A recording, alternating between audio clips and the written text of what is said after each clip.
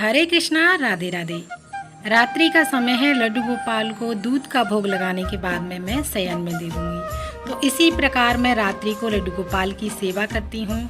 तो आज मैं आपके साथ जो लीला शेयर करने जा रही हूँ, ये एक सच्ची घटना है, रियल स्टोरी है। क्या सच में लड्डू गोपाल को हिचकियाँ आती हैं? भक्त जितना याद करते हैं, जिस प्रकार याद करते हैं लड्डू गोपाल को, अपने भगवान को, क्या सच में उनको हिचकियाँ आती हैं याद करने पर? वही मैं आज आपको लीला बताने वाली हूँ।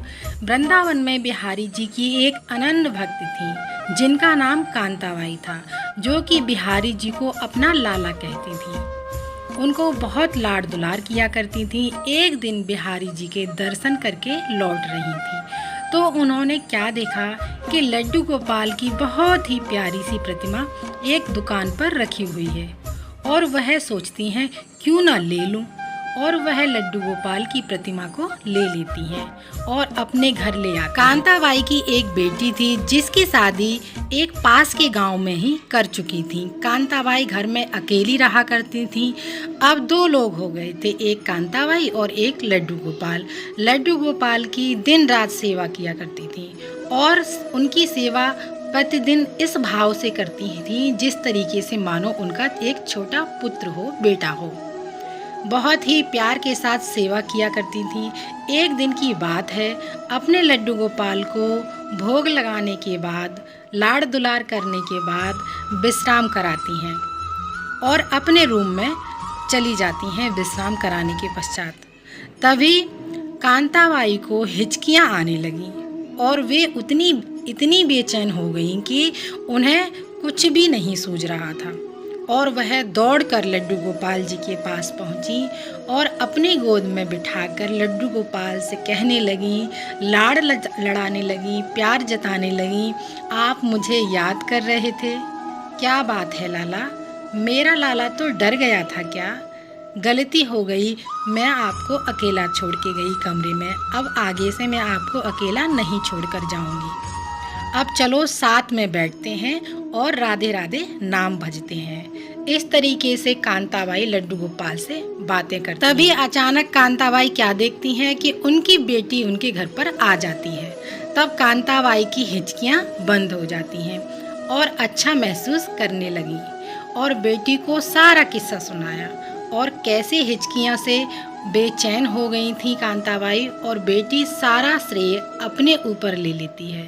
बेटी कहने लगी, मैं सच्चे मन से माँ तुम्हें याद कर रही थी, इसीलिए इसी कारण के चलते आपको हिचकियाँ आ रही थी और अब मैं आ गई हूँ तो आपकी हिचकियाँ बंद हो गई। कांताबाई बहुत ही भोले विचारों की और बहुत ही शुद्ध विचारों की थी। कांताबाई बड़े ध्यान से बेटी की बातें सुनती रहीं और कहने लगी, ऐसा भी होता है क्या? जब बेटी बोली, हाँ ऐसा ही होता है। जब भी हम अपने को सच्चे मन से याद करते हैं तो हमारे अपने को अपने आप ही हिचकियाँ आने लगती हैं। तब कांताबाई सोच में पड़ गई, मैं तो अपने लाला को बहुत याद करती हूँ, तो इसका मतलब मेरे लाला को भी हिचकियाँ आती होंगी। हाय रे, मेरा लाला कितना परेशान हो जाता होगा, कितना बेचैन हो जाता होगा। ऐसा होने पर वो पूरी रात यही सोच रही थी। सुबह होने पर उसने एक फैसला किया, ऐसा नहीं होगा, अब से मैं अपने लाला को जरा भी परेशान नहीं होने दूंगी। और उसी दिन से कांताबाई ने ठाकुर जी को याद करना छोड़ दिया और अपने लड्डू गोपाल को अपनी बेटी को दे देती है सेवा के लिए। और कांताबाई अपने लड्डू गोपाल को एक बार भी याद नहीं करती है और ऐसा करते करते एक हफ्ते बीत जाता है। कांताबाई का हृदय बहुत कोमल था। वो सोचती थी, जब मुझे इतनी परेशानी होती है तो मेरे छोटे से लाला को हिचकियाँ आने पर कितनी परेशानी होगी, कितनी दिक्कत होगी। उनका हृदय बहुत कोमल था, शुद्ध विचार वाली थी, उनके मन में कोई छल कपट नहीं था। तो देखिए, और कांताबाई को जब भी ज़्यादा याद आती थी तभी वह बिहारी जी के दर्शन करने के लिए चली जाती थी, लेकिन याद नहीं करती थी। लेकिन एक दिन एक घटना घटती है।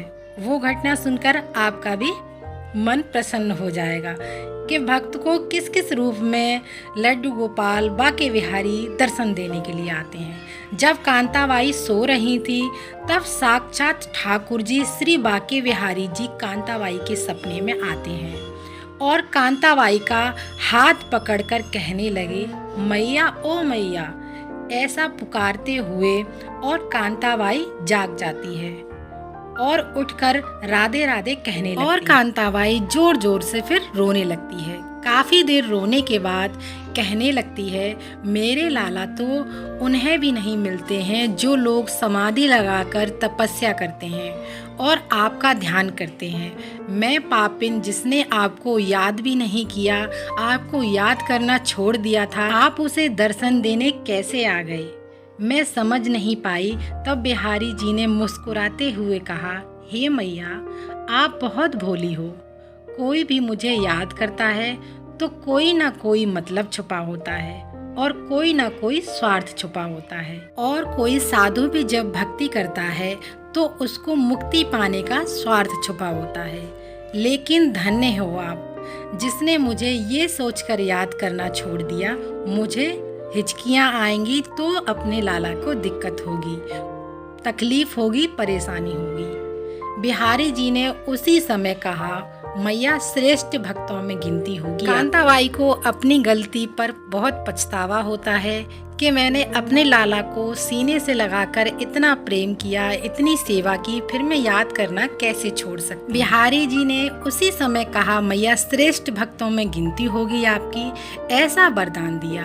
कांताबाई अपनी मिट्टी के शरीर को छोड़कर अपने लड्डू गोपाल में लीन हो जाती है।